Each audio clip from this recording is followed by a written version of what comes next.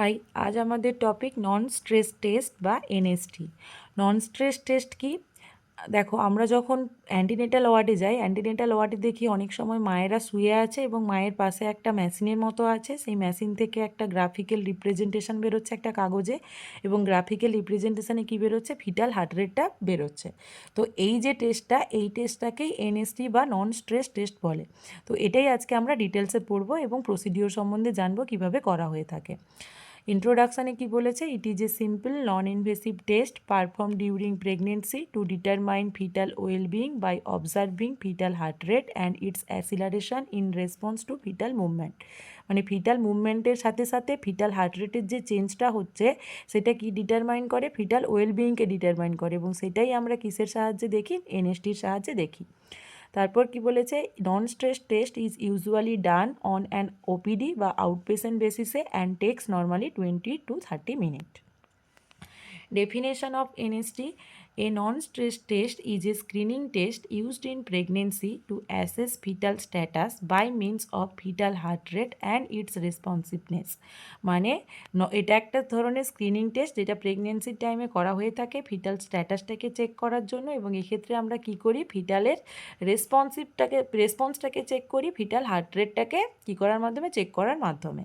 R it is also known as acceleration, মানে এই NST টেস্টকেও অ্যাসিলারেশনও বলা হয়ে থাকে। পারপাস কিসের জন্য করা হয়ে থাকে? টু অ্যাসেস ফিটাল ওয়েলবিং, বাচ্চাটা ঠিক আছে কিনা মায়ের উম্বের মধ্যে সেটা চেক করার জন্য। To check for signs of hypoxia or fetal distress, বাচ্চার কোনো ফিটাল হাইপোক্সিয়া বা ডিস্ট্রেস হচ্ছে কিনা জানার জন্য। এবার নর্মাল ফিটাল হার্ট রেট কত? আমরা সবাই জানি নর্মাল ফিটাল হার্ট রেট হচ্ছে 110 থেকে 160 বিট পার মিনিট। যখন হচ্ছে গিয়ে কি অ্যাবনর্মাল কখন বলবো? যখন less than 110 beat per minute হবে বা মোর দেন 160 বিট পার মিনিট হবে, তাই তো? তখন তাকে বলবো অ্যাবনর্মাল। মানে লেস দেন 110 হলে তখন সেই কন্ডিশানকে কি বলবো? লেস দেন 110 হলে সেটাকে বলবো ব্র্যাডিকার্ডিয়া বলা হয়, তাই তো? ব্র্যাডিকার্ডিয়া বলে। আর যদি মোর দেন 160 হয় তখন সেই কন্ডিশানকে কী বলা হবে? ট্যাকিকার্ডিয়া বলা হবে, ট্যাকিকার্ডিয়া। এবার যখনই ব্র্যাডিকার্ডিয়া হয় এই সময় কি হয়? ব্র্যাডিকার্ডিয়া মানে তখন কি হয়? বাচ্চার মধ্যে ডিক্রিজ হয়ে যায় অক্সিজেনের লেভেলটা, এবং সেই কন্ডিশানকেই বলা হয় কি? ফিটাল হাইপোক্সিয়া, এবং তখনই ফিটাল কী হবে? ডিস্ট্রেস হবে। তো বাচ্চার মধ্যে এই ফিটাল হাইপোক্সিয়া বা ফিটাল ডিস্ট্রেসটা হচ্ছে কি না মায়ের উম্বে থাকাকালীন সেটা চেক করা হয় কিসের সাহায্যে? এনএসটি টেস্টের সাহায্যে। ইন্ডিকেশান কাদের ক্ষেত্রে করা হবে? প্রথম হচ্ছে গিয়ে কি? Decrease fetal movement. যে সমস্ত মায়েদের ক্ষেত্রে বাচ্চার মুভমেন্ট কী হয়ে যায়? ডিক্রিজ হয়ে যায়। সাডেন ধরো ডিক্রিজ হয়ে গেছে, মা হয়তো এসে কমপ্লেন করছে যে কিছুদিন ধরে আমি আমার বাচ্চার মুভমেন্টটাকে ঠিকঠাক করে ফিল করতে পারছি না, তখন তাদের ক্ষেত্রে এনএসটি টেস্ট করা হবে।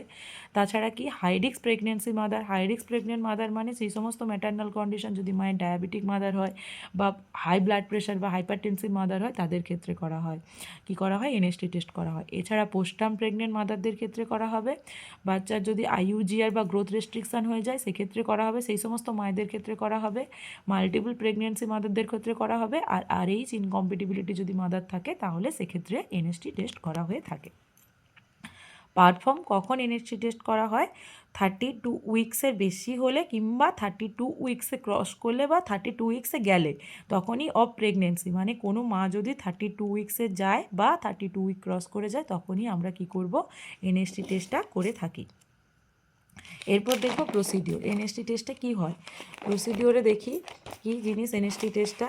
প্রসিডিওরে দেখো কি বলা আছে না, আর্টিকেলস কী কী ইউজ করা হবে প্রসিডিওরে। এক্সামিনেশান টেবিল, এই যে ধরো একটা মা শুয়ে আছে, তাকে একটা টেবিলের মধ্যে বা খাটের মধ্যে শুয়ে থাকতে হবে, বেডের মধ্যে, তো সেটাই হচ্ছে কি এক্সামিনেশান টেবিল বলেছে। আর for comfort of the women NST machine, এইটা দেখো এই যে মেশিনটা আমি বলেছিলাম না যে অ্যান্টিনেটাল ওয়ার্ডে গেলে আমরা দেখি যে মায়ের বেডের সামনে একটা মেশিন রাখা আছে, দিয়ে একটা কি কাগজের মতো বেরোবে, পেপারের মতো, সেখানে গ্রাফিক্যাল রিপ্রেজেন্টেশন থাকবে কার? ফিটাল হার্ট রেটের। এটাই হচ্ছে গিয়ে কি? NST machine. তো এনএসটি মেশিন ইউজ করা হয়। আর কি ইউজ করা হয়? ট্রান্সডিউসার স্ট্র্যাপ ইউজ করা হয়। কিসের জন্য? Two secure the transducer. আচ্ছা, এই যে দুটো আছে না, এই দুটো জিনিসকে আমরা কি বলেছি? ট্রান্সডিউসার বলেছি। আর এই ট্রান্সডিউসারগুলোকে সিকিওর করে রাখার জন্য এই যে দেখো এই যে কালো কালো ব্ল্যাক কালারের যে ব্যাপারটা আছে এটাকে কি বলেছে? স্ট্র্যাপ বলেছে। ট্রান্সডিউসার স্ট্র্যাপ ব্যবহার করা হয় ট্রান্সডিউসারকে কী করার জন্য? আটকানোর জন্য, সিকিওর করার জন্য। আর ট্রান্সডিউসার জেল ইউজ করা হয় কী করার জন্য? টু অ্যাপ্লাই ট্রান্সডিউসার এই ট্রান্সডিউস ইউজ করার জন্য ট্রান্সডিউসার জেল ইউজ করা হয়। এনএসটি পেপার, এই যে পেপারটা এটাকে বলেছে এনএসটি পেপার, এই পেপারটাকে নিতে হয় কিসের জন্য? ফর ট্রেসিং দ্য গ্রাফ, যে গ্রাফটা বেরোবে সেটাকে ট্রেসিং করার জন্য নিতে হয় এনএসটি পেপার। স্টেথোস্কোপ নিতে হয় কী করার জন্য? ভিটাল হার্ট সাউন্ডটাকে চেক করার জন্য। আর টিস্যু রোল নিতে হয় কিসের জন্য? To clean the abdomen after procedure, যেহেতু এখানে জেল ইউজ করা হয়েছে তার জন্য মায়ের কি অ্যাবডোমেনটাকে ক্লিন করার জন্য টিস্যু রোল নিতে হবে।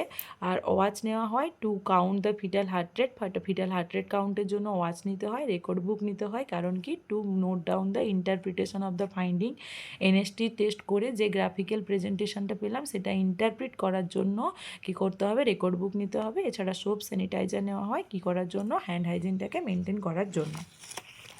এগুলো হলো রিকোয়ার্ড আর্টিকেলস। এরপর আমরা কি পড়ব? এরপর পড়ব প্রসিডিওর।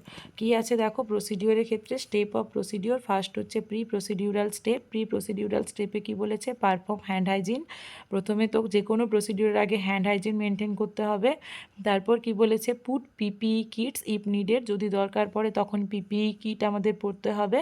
যদি মায়ের কোনো মানে কমিউনিকেবল ডিজিজ থাকে তখন পিপিই কিট আমাদের ইউজ করতে হবে। তারপরে কি? Keep all articles ready to the ready in the examination room, সমস্ত আর্টিকেল রেডি করে রাখতে হবে। অ্যাপ্রোচ দ্য মাদার প্লিজেন্টলি, মাকে সঠিকভাবে অ্যাপ্রোচ করতে হবে। Check the identification of women, collect the complete history before examination, মায়ের আইডেন্টিফিকেশান ডাটা চেক করতে হবে এবং সমস্ত হিস্ট্রি কালেক্ট করতে হবে এক্সামিনেশানের আগে। তারপর কি বলেছে? Verify the mother has emptied her bladder, এবং মাকে বলতে হবে ব্লাডারটাকে এমটি করে আসার জন্য। Ensure that the mother is not on empty stomach, এবং এটা দেখতে হবে মা যেন খালি পেটে না থাকে। অ্যান্ড মুভ অ্যারাউন্ড, এবং মাকে হাঁটতে বলতে হবে ফর বেটার ফিটাল মুভমেন্ট, বাচ্চার ভালো মুভমেন্ট হওয়ার জন্য, কারণ যত বাচ্চার ভালো মুভমেন্ট হবে আমরা তত হার্ট রেটটা ভালো পাবো। ইফ নট কন্ট্রা ইন্ডিকেটেড, মানে যদি হাঁটাটা মায়ের কন্ট্রা ইন্ডিকেটেড না হয় তাহলে মাকে মুভ করতে বলতে হবে। Explain the procedure to the mother, এবং বিফোর প্রসিডিওর মাকে ভালো করে প্রসিডিওরটাকে এক্সপ্লেন করতে হবে। এবার দেখি ইন্ট্রা প্রসিডিউরাল স্টেপ কি? ইন্ট্রা প্রসিডিউরাল স্টেপে কি বলেছে? প্রোভাইড প্রাইভেসি, প্রথমে প্রাইভেসি মেনটেন করতে হবে। তারপরে কি বলেছে? Make the mother lie in a left lateral position or semi Fowler position, মাকে সেমি ফাউলার পজিশন দিতে পারি কিংবা লেফট ল্যাটেরাল পজিশনও দেওয়া হয়, যাতে করে কি লেফট ল্যাটেরাল পজিশন দিলে টু ইনক্রিজ ব্লাড সার্কুলেশন, মায়ের ব্লাড সার্কুলেশনটা বাড়ে। আর কি বলেছে? Warm hands before abdominal palpation, কারণ যেহেতু আমরা হ্যান্ড ওয়াশ করে আসছি তাই মায়ের অ্যাবডোমেনে টাচ করার আগে আমাদেরকে হাতটাকে ওয়ার্ম করে নিতে হবে। তারপরে কি বলেছে? পারফর্ম লিওপোড ম্যানিউভার্স। লিওপোড ম্যানিউভার্স কেন করব? কারণ ফিটাল ব্যাগটাকে আমাকে ডিটারমাইন করতে হবে, ঠিক আছে? তার জন্য লিওপোড ম্যানিউভার্স পারফর্ম করতে হবে বিফোর এনএসটি। আর কি বলেছে? Place the transducer over the fetal bag to hear the FHR and secure it in place with the strap, মানে কারণ কি বলতো? ফিটাল ব্যাগের কাছেই তো যখন আমরা প্রোবটাকে বসাবো, মানে ট্রান্সডিউসারটাকে বসাবো, তখনই তো আমরা ফিটাল হার্ট রেটটাকে পাবো। তার জন্য প্রথমে লিওপোড ম্যানিউভার করে ফিটাল ব্যাগটাকে আমরা দেখে নিলাম কোন কোন জায়গায় ফিটাল ব্যাগটা আছে। তারপরে এই দুটো ট্রান্সডিউসারকে কী করতে হবে? ওই ব্যাক সাইডে প্লেস করে স্ট্র্যাপ দিয়ে আটকে দিতে হবে। তারপর কি বলেছে? Monitor the mother for 20 minutes, এবং এনএসটিটা চেক করতে হবে কতক্ষণের জন্য? মনিটর করতে হবে 20 মিনিটসের জন্য। If NST results is non reactive extend the monitoring up to 40 minutes. এখনও আমরা পড়িনি what is non reactive and reactive, কিন্তু ওটা পরে বলবো তোমাদের নন রিয়াক্টিভটা কী, রিয়াক্টিভটা কী। তো যদি এনএসটির রেজাল্ট নন রিয়াক্টিভ হয় তাহলে সেক্ষেত্রে আর 20 মিনিট না, সেক্ষেত্রে এই প্রসিডিওরটা আমাকে 40 মিনিটস কন্টিনিউ করতে হবে। এটা হলো গিয়ে কি? Intra procedural step. আর একটা কথা আছে, কি বলেছে এখানে? Press the button for graph paper, obtain the tracing and interpret the result. এবার এনএসটি যখন টেস্ট করা হবে, এই যে দেখো এই যে এটা এনএসটির মেশিন, এক্ষেত্রে কি করেছে? এই যে দুটো ট্রান্সডিউসার বসানো আছে কিসের উপর? ফিটাল ব্যাক সাইডের উপর বসানো আছে, এবং এখানে হচ্ছে যে একটা বাটন প্রেস করলে এখান থেকে পেপার বেরিয়ে আসবে এবং সেই পেপারের সাহায্যে বাচ্চার হার্ট রেটটা ইন্টারপ্রিট হয়ে বেরিয়ে আসবে। তো তার জন্য বলেছে কি প্রেস করতে হবে button for the graph paper, obtain the tracing and interpret the result, এবং রেজাল্টটাকে ইন্টারপ্রিট করতে হবে। এরপর আমরা দেখব ইন্টারপ্রিটেশন অফ রেজাল্ট, কি রেজাল্ট পাচ্ছি আমরা মানে এনএসটির সাহায্যে। আচ্ছা, এনএসটির সাহায্যে আমরা সাধারণত দুটো রেজাল্ট পাই, ঠিক আছে? একটাকে বলে রিয়াক্টিভ এনএসটি, যেটা হচ্ছে নর্মাল, আর একটাকে বলে নন রিয়াক্টিভ এনএসটি, যেটা হচ্ছে অ্যাবনর্মাল। ফার্স্ট জানবো নর্মাল কন্ডিশনটা কি, what is reactive NST. Reactive NST হচ্ছে সেটা যেখানে কি হবে মোর দেন 2 বা equal to 2 acceleration in FHR in 20 minutes. আর অ্যাসিলারেশন মানে কি বলেছে দেখো, fetal heart rate increases by at least 15 beat per minute above base line and lasting at least 15 second. এই পার্টটাই হচ্ছে ভেরি ভেরি ইম্পর্ট্যান্ট পার্ট। মানে ব্যাপারটা হচ্ছে যখন আমরা এনএসটি করছি, এনএসটির সাহায্যে প্রথমেই যখন ইন্ট্রোডাকশান পার্টে পড়েছিলাম দুটো জিনিস চেক করছি। একটা কি চেক করছি বলো তো, একটা হচ্ছে ফিটাল মুভমেন্ট চেক করছি, আর একটা কি চেক করছি, ফিটাল হার্ট রেট চেক করছি, তাই তো। এবার ফিটাল মুভমেন্ট যত বাড়বে ফিটাল হার্ট রেটও তত কী হবে, ইনক্রিজ হবে। এবারে বলেছে তখনই বলবো যে এনএসটিটা রিঅ্যাক্টিভ বা এনএসটিটা নর্মাল যখন দেখা যাবে যে 20 মিনিট ধরে মায়ের আমরা নন স্ট্রেস টেস্ট করছি এবং এই 20 মিনিটে বাচ্চার দুটো অ্যাসিলারেশন হয়েছে, মানে বাচ্চার ফিটাল হার্ট রেটটা দুবার কি হয়েছে, ইনক্রিজ হয়েছে। আর অ্যাসিলারেশনটা কি দুবার ইনক্রিজ হয়েছে বা দুবারের বেশি ইনক্রিজ হয়েছে, কতক্ষণের মধ্যে, 20 মিনিটসের মধ্যে, তখনই সেটাকে এনএসটি বলবো। আবার এই অ্যাসিলারেশন ব্যাপারটা কি, অ্যাসিলারেশন ব্যাপারটা হচ্ছে গিয়ে কি FHR increases by at least 15 beat per minute above base line and lasting for at least 15 second. ঠিক আছে, এই জিনিসটা চলো আমরা দেখি, এটা যে বলা হলো এই জিনিসটা দেখি। আমি কি বললাম, কন্ডিশানস আছে, কিসের কন্ডিশানস না, রিঅ্যাক্টিভ টেস্টের কন্ডিশানস। রিঅ্যাক্টিভ হতে হবে, তখনই রিঅ্যাক্টিভ বলবো, তখনই এই টেস্টটাকে রিঅ্যাক্টিভ বলবো। সেটা কি হতে হবে না, দুবার হচ্ছে গিয়ে কী হতে হবে, দুবার বা দুবারের বেশি অ্যাসিলারেশন থাকতে হবে এবং যেটা 20 মিনিটের মধ্যে হবে, তাই তো। আর এটা কি 15 বিটস পার মিনিটের ফ্রম বেস লাইন থেকে উপরে হবে, আর 15 সেকেন্ড ধরে এটাকে স্টে করতে হবে। এবার দেখো আমরা নর্মাল ফিটাল হার্ট রেট কত জানি, 110 থেকে 150 জানি, তো বা 160 জানি। এটা হচ্ছে গিয়ে কি normal fetal heart rate. Fetal NST টেস্টের সাহায্যে দুটো জিনিস করা হয় চেক করা, একটা হচ্ছে মুভমেন্ট, একটা হচ্ছে এইচআর। বেস লাইন বলে একটা কথা দেওয়া আছে, বেস লাইন থেকে কী হতে হবে বলেছে, বেস লাইন থেকে 15 বিট পার মিনিট উপরে উঠতে হবে। ধরো কোনো একটা ফিটাসের ক্ষেত্রে যখনই আমরা এফএইচআর চেক করি তার এফএইচআরটা 140 বিটস পার মিনিটের কি আশেপাশে থাকে ধরো, ঠিক আছে। ধরো 140 হয়, কখনো 138 হচ্ছে, কখনো 142 হচ্ছে, এরকম হচ্ছে। এবারে এক্ষেত্রে আমরা বেস লাইনটাকে কত ধরছি, 140 ধরছি। এবার এটা ধরো 20 মিনিটসের জন্য, এটা হচ্ছে কি টাইমটা কত, 20 মিনিট টাইম। এবারে ধরো এই ক্ষেত্রে এইটা হচ্ছে গ্রাফিক্যাল প্রেজেন্টেশন। মাকে কিসে বসিয়েছি, নন স্ট্রেস টেস্টে বসিয়েছি। এবারে মায়ের যে মধ্যে, মায়ের পেটের মধ্যে বাচ্চাটা মুভমেন্ট করছে, ধরো কি এই জায়গাটায় বাচ্চাটা মুভমেন্ট করলো একবার 20 মিনিটের মধ্যে, এই জায়গাটায় বাচ্চা একবার মুভমেন্ট করলো, আর ধরো এই জায়গাটায় বাচ্চা একবার মুভমেন্ট করলো। তাহলে কি হলো, মুভমেন্টটা কত হলো, 20 মিনিট। এই যে 20 মিনিটের মধ্যে এখানে মুভমেন্টটা কি হয়েছে, 1 টাইম, 2 টাইম, 3 টাইম বাচ্চাটার মুভমেন্ট হয়েছে, তাই তো। 20 মিনিটের মধ্যে মুভমেন্ট যখনই হবে তখনই আমি কি বলেছি, হার্ট রেটটা তখনই বাড়বে। তাহলে এই সোজাসুজি এই যে 140 যে হার্ট রেটটা ধরো ছিল, সেটা কত হবে, +15 হবে, মানে 155। ধরো যদি এখানে 155 হয়, সেটা বেড়ে কি হবে, হার্ট রেটটা আস্তে আস্তে এইরকম করে বাড়বে, +15 বাড়বে। এবং যতক্ষণ স্টে করবে সেই টাইমটা কত হবে, 15 সেকেন্ড হবে। এটা হলো এক টাইম। আবার এখানে ধরো বাচ্চাটা মুভমেন্ট করেছে, তাই তো। তাহলে এই সোজাসুজি এখানে বাচ্চাটার হার্ট রেটটা কত বাড়বে, যত ছিল তার থেকে 15 বিটস পার মিনিট ওপরে উঠবে এবং এটা স্টে করবে কতর জন্য, 15 সেকেন্ডের জন্য, এবং +15 বিটস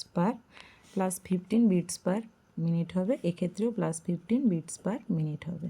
তবেই এই টেস্টটাকে কি বলবো, রিঅ্যাক্টিভ টেস্ট বলবো আমরা। মানে রিঅ্যাক্টিভ টেস্টের কন্ডিশন কি, 20 মিনিটের মধ্যে, এই পুরো টাইমটাকে, টোটাল টাইমটাকে আমি কত ধরেছিলাম, 20 মিনিট ধরেছিলাম। 20 মিনিটের মধ্যে কবার হতে হবে, দুবার হতে হবে। এখানে একবার হয়েছে, দুবার হয়েছে, 3বার বলেছে, আবার 3বারের বেলাও হতে পারে, 3বারও হতে পারে, তার বেশি হতে পারে, কিন্তু মিনিমাম 2বার হতে হবে। 20 মিনিটের মধ্যে 2বার হবে এবং সেটা কি হবে, বেস লাইন থেকে 15 বিটস পার মিনিট ওপরে উঠবে এবং সেটা স্টে করবে কত, 15 সেকেন্ডের জন্য। তবেই এইটাকে কি বলবো, রিঅ্যাক্টিভ টেস্ট বলা হবে। এবং এটাই হচ্ছে কি নর্মাল, এটা হচ্ছে কি নর্মাল। এবারে এই সব কন্ডিশান মধ্যে যদি কোনো একটা কন্ডিশান ফুলফিল না করে তখন সেটা কি হবে, নন রিঅ্যাক্টিভ হবে, তাই তো। নন রিঅ্যাক্টিভ, ধরো মুভমেন্ট দুবারের থেকে কম হলো, একবার হলো, বা হচ্ছে তখন বেসলাইন থেকে 15 বিটস পার মিনিট ওপরে উঠলো না, বা সেটা 15 সেকেন্ডের জন্য স্টে করলো না অ্যাসিলারেশানটা, তখন সেটাকে আমরা কি বলবো, নন রিঅ্যাক্টিভ বলে বলবো। ঠিক আছে, এটাই হচ্ছে ব্যাপার হচ্ছে নন স্ট্রেস টেস্টের। তো সেই কথাগুলোই বলা আছে এখানে যে রিঅ্যাক্টিভ এনএসটির ক্ষেত্রে কি হতে হবে, রিঅ্যাক্টিভ এনএসটির ক্ষেত্রে হচ্ছে, রিঅ্যাক্টিভ এনএসটিকে আমরা নর্মাল বলি, সেক্ষেত্রে হচ্ছে 2 বা তার বেশি অ্যাসিলারেশন হতে হবে কতক্ষণের জন্য, মানে ফিটাল হার্ট রেটটাকে 20 মিনিটসের মধ্যে, এবং অ্যাসিলারেশন মানে কি, ফিটাল হার্ট রেটটাকে ইনক্রিজ হতে হবে অ্যাটলিস্ট 15 বিটস পার মিনিট, মানে 15 বিটস পার মিনিটের উপরেও উঠতে পারে কিন্তু অ্যাটলিস্ট 15 বিটস পার মিনিট উঠতে হবে, এবং বেসলাইন থেকে, এবং সেটাকে লাস্টিং করতে হবে কত, অ্যাটলিস্ট 15 সেকেন্ডের বেশিও লাস্ট করতে পারে কিন্তু অ্যাটলিস্ট 15 সেকেন্ড সেটাকে লাস্ট করতে হবে। আর এটা ইন্ডিকেট কি করবে, a well oxygenated fetus with an intact CNS, মানে এটা ইন্ডিকেট করবে যে ফিটাসটা যে মায়ের উম্বে আছে ওয়েল অক্সিজেনেটেড অবস্থায় আছে এবং তার সিএনএসটাও ঠিকঠাক আছে। আর যখন নন রিঅ্যাক্টিভ টেস্টে কী বলেছে, নন রিঅ্যাক্টিভ এনএসটিটা কী বলেছে, সেটা হচ্ছে গিয়ে অ্যাবনর্মাল। এক্ষেত্রে তাহলে কী হবে, এটা মোর দেন এবং ইকুয়াল টু কী ছিল, 2 ছিল, তাহলে এটা less than 2 acceleration in 40 minutes, এক্ষেত্রে কিন্তু 20 মিনিটস থেকে বেড়ে কত হলো, 40 মিনিট হয়ে গেল। যে 40 মিনিট ধরে দেখছি তাও দুটো অ্যাক্সিলারেশন আমরা পাইনি, দুটোর থেকে কম পেয়েছি, এবং তখন এটা ইন্ডিকেট কী করবে, ফিটাল হাইপক্সিয়া বা ফিটাল ডিস্ট্রেসকে, maternal sedative or drug use, fetal sleep কিংবা সিএনএস অ্যানোমালিস। এছাড়া যদি প্রিটার্ম জেস্টেশন হয়, মানে 32 উইকস ক্রস না করে কিংবা 32 উইকসের থেকে কম হয়, তখনও হচ্ছে গিয়ে মায়ের ক্ষেত্রে আমরা অ্যাবনর্মাল মানে নন রিঅ্যাক্টিভ এনএসটি পেতে পারি, অ্যাবনর্মাল বা নন রিঅ্যাক্টিভ এনএসটি পেতে পারি। তখন কি হবে না, রিকোয়ার্স কনফার্মেটরি টেস্ট, তখন আবার একটা কনফার্মেটরি টেস্ট করতে হবে যেটাকে বলে বায়োফিজিক্যাল স্কোর চেক করতে হবে। এবার কখন কখন এনএসটি করা হবে বলেছে, এভরি উইক করে করতে হবে, কাদের ক্ষেত্রে, যদি হাই রিস্ক প্রেগনেন্ট মাদার হয় তাদের ক্ষেত্রে, আর টুয়াইস উইকলি কখন করব, যদি very high risk pregnant mother হয় তাহলে সপ্তাহে 2 বার করতে হবে। আর যদি কোনো মাদার কমপ্লেন করে যে সে হঠাৎ করে বা সাডেনলি তার বাচ্চার কোনো মুভমেন্ট ফিল করতে পারছে না, তখন হচ্ছে গিয়ে কী করব, আমরা এনএসটি টেস্ট করব। আশা করি তোমরা সবাই টপিকটা বুঝতে পেরেছো। যদি বুঝতে পেরে থাকো, আমার ভিডিওটা যদি ভালো লেগে থাকে তাহলে একটা লাইক দিয়ে দিও, আর আমার চ্যানেলটাকে সাবস্ক্রাইব করো, আর কমেন্ট করে জানিও কোনো টপিক যদি বোঝানোর হয় তাহলে আমি তোমাদের বোঝানোর চেষ্টা করব। Thank you.